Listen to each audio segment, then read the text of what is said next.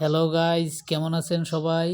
চলে আসলাম জাতীয় চিড়িয়াখানায়, মিরপুর ১।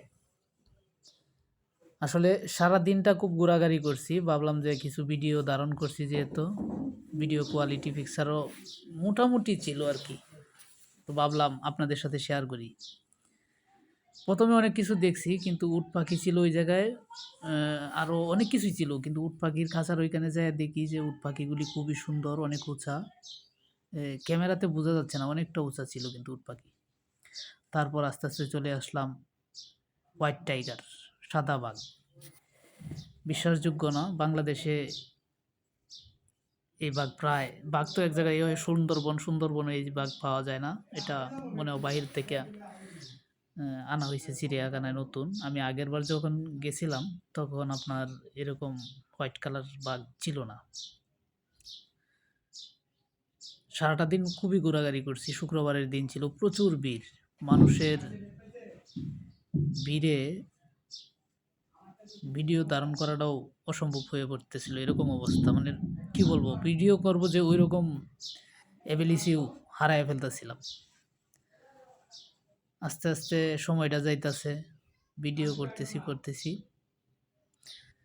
তো করতে করতে মনে পড়লো যে আমাদের দুপুরে খাওয়া হয় নাই।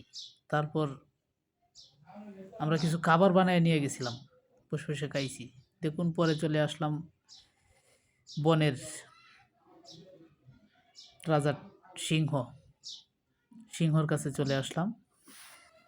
সিংহ স্বাস্থ্য মাস্থ্য খুবই ভালোই ছিল, একেবারে যে খারাপ তা না। ইদানিং চিড়িয়াখানায় পশু পাখিগুলি দেখলাম যে খুবই ইন্টারেস্টিং। চাইলে সপরিবারে কোনো এক শুক্রবারে আপনারাও এসে দেখতে পারবেন।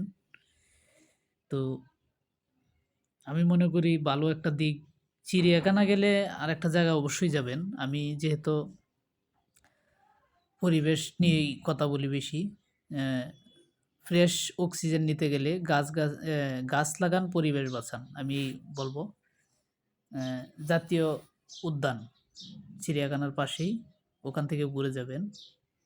অ্যানাকোন্ডায় যতবার দেখতে গেছি, অ্যানাকোন্ডা ঘুমিয়ে থাকতো, আর ওকে ঘুমন্ত অবস্থায় আমরা দেখে আসতাম। কিন্তু এইবার দেখলাম যে উকি ঝুঁকি মারতেছে। হ্যাঁ, বিশ্বাস করার মতো না, খুব ভালো একটা সিনে ছিল, কিন্তু